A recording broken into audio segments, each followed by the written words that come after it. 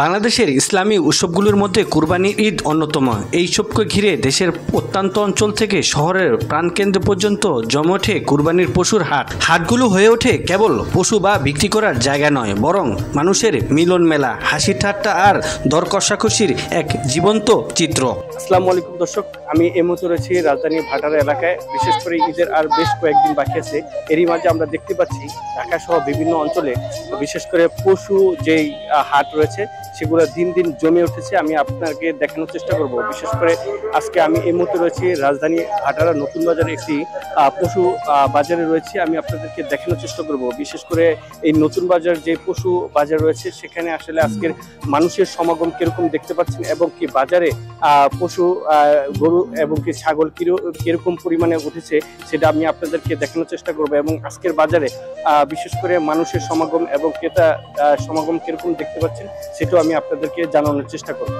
তো আপনি চাচা কয়টা গরু আনছেন? আমার 4টি আছে।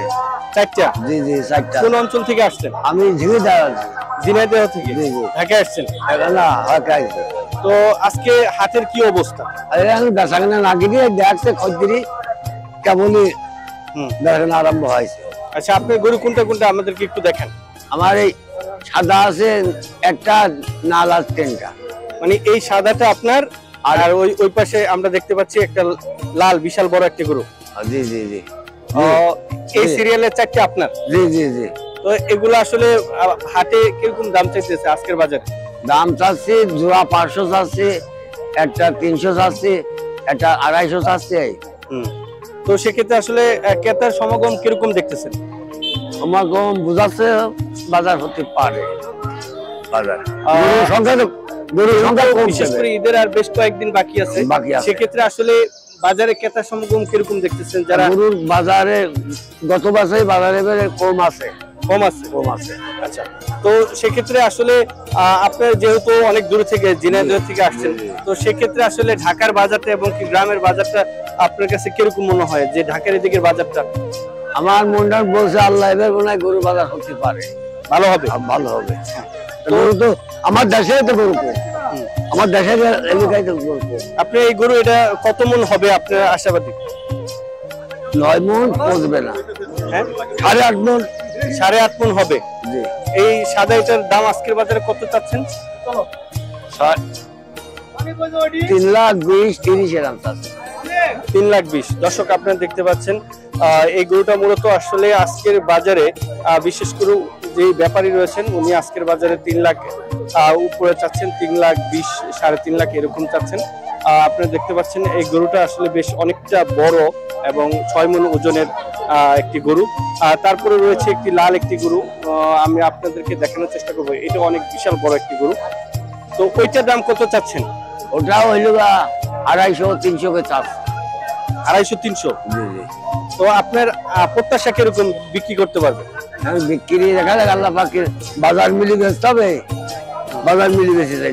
ঈদের 2 থেকে 3 সপ্তাহ আগে থেকেই দেশের বিভিন্ন অঞ্চল থেকে গরু, ছাগল, মহিষ ও উট পাখির মতো পশুগুলো নিয়ে আসা হয় রাজধানী ঢাকা সহ অন্যান্য শহরগুলোতে।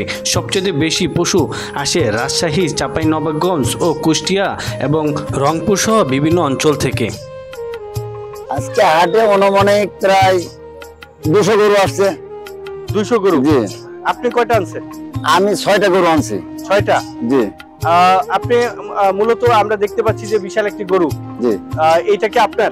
জি, এটা আমার নিজের গরু। আচ্ছা, তো সেক্ষেত্রে আসলে আজকের হাটের কি অবস্থা এবং কত টাকা চাচ্ছে আপনার গরু? আমি এই গরুটা 3,60,000 টাকা দাম চাচ্ছি। আমার এই গরুটা 3,60,000 টাকা? জি।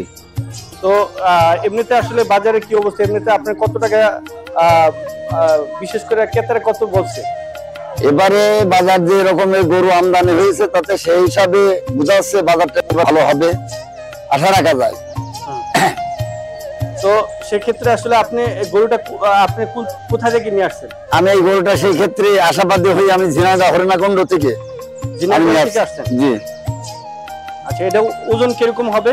এটা ওজন হবে 500 কেজি। 500 কেজি? জি। দাম চাচ্ছেন কত? 3,60,000। 3,60,000 টাকা। দর্শক আপনারা দেখতে পাচ্ছেন এটা নিয়ে আসছে ঝিনাইদহ থেকে। আপনারা দেখানোর চেষ্টা করবো যে এটা প্রায় 500 কেজি ওজনের একটি গরু। এটা বিক্রি বিশেষ করে যিনি গরুর মালিক তিনি চাচ্ছেন 3,60,000 টাকা চাচ্ছেন। তবে আজকে বাজারে কত বলতেছে ক্রেতারা? আজকে বাজার আমার 3,10,000 টাকা পর্যন্ত বলছে। 3,10,000 টাকা। আচ্ছা আচ্ছা, আমরা দেখতে পাচ্ছি আপনার আর কয়টা গরু আনছেন সাথে? আমার মোট গরু 6টা। 6টা? জি। তো আমরা দেখতে পাচ্ছি, এই যে দর্শক আপনার দেখানোর চেষ্টা করব যে উনি বিশেষ করে আজকের বাজারে 6টা গরু আনছে।